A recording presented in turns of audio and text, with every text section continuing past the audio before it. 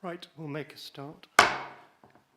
Could I first of all welcome Councillor Jones, who's replaced Councillor Parry. I will say thank you to Councillor Parry because I'll be seeing her this evening at Wellesbourne Parish Council. But she's been a member of this committee all the time I've been in the chair. By way of introduction, I have to say good morning and welcome you to the Employment Committee. I am Councillor David Johnston and I am the chair of this committee. Committee members, when invited to address the meeting, please ensure your microphone is switched on and that you speak directly into the microphone so it is picked up by the live audio feed.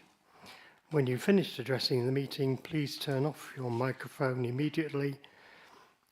Please do not move the microphone from its set position and please make sure it is directly in front of you and not to the side or up high so we can hear you clearly, and I hope you can hear me clearly. Fine, thank you. Please ensure that you've switched off or to silent any other devices you may have that may interrupt proceedings.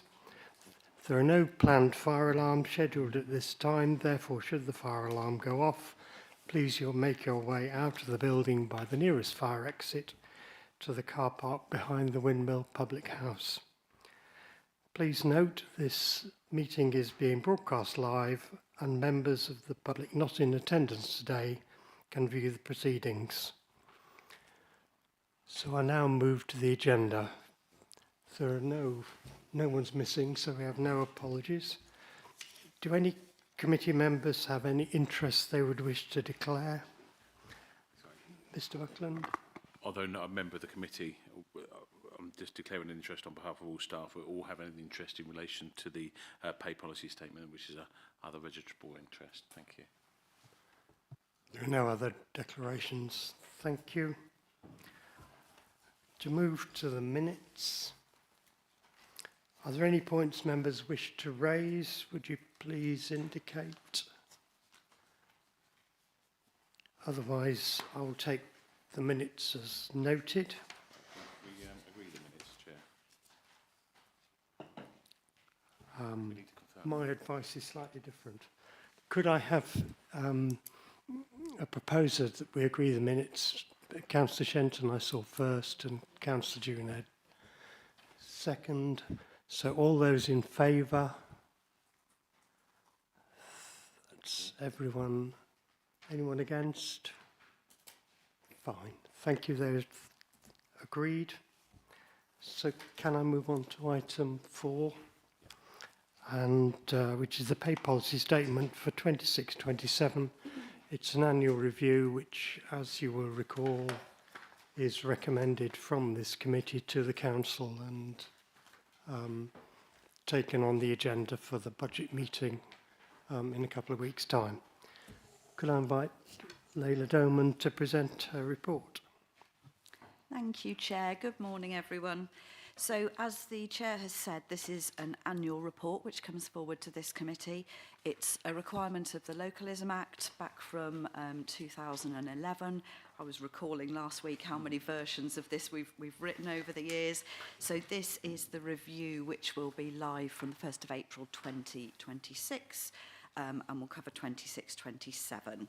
So the pay policy statement requires us to cover a number of different things, including the level and elements of remuneration for each chief officer, the remuneration of lowest paid employees, and the relationship between that remuneration from the chief officers and other officers. In addition, we made the decision very early on that we were going to make this document as comprehensive as possible and add in all of the appropriate remuneration matters. And so if you've seen a pay policy statement elsewhere, you might find that this is slightly longer, but our view is that it's better to have everything in for transparency purposes, which of course is really the purpose of the Localism Act.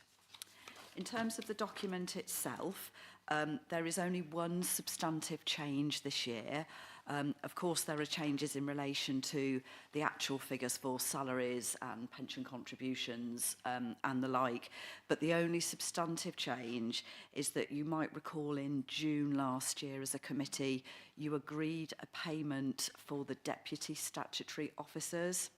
That was a new payment which wasn't in the document previously, and if you look at page 10 of your papers, the penultimate paragraph there in the pay policy statement covers that, where a service manager is also designated as a deputy statutory officer, a maximum 7% supplement is paid in addition to the spinal column points. So that adds that in particular. Otherwise, there are no substantive changes. The purpose of the pay policy statement is to cover what is already agreed rather than to agree new sets or changes to terms and conditions. So happy, Chair, to take any questions. Are there any questions? Comments? No. So thank you very much. Could I ask someone to propose that we recommend this pay policy statement to the Council? Councillor Juned proposed. Is there a seconder? Councillor Shenton. Thank you. It's proposed and seconded. Could I ask for members to show whether they agree with the proposition? No one against. That's everyone. So thank you very much. I'm not aware of any urgent business.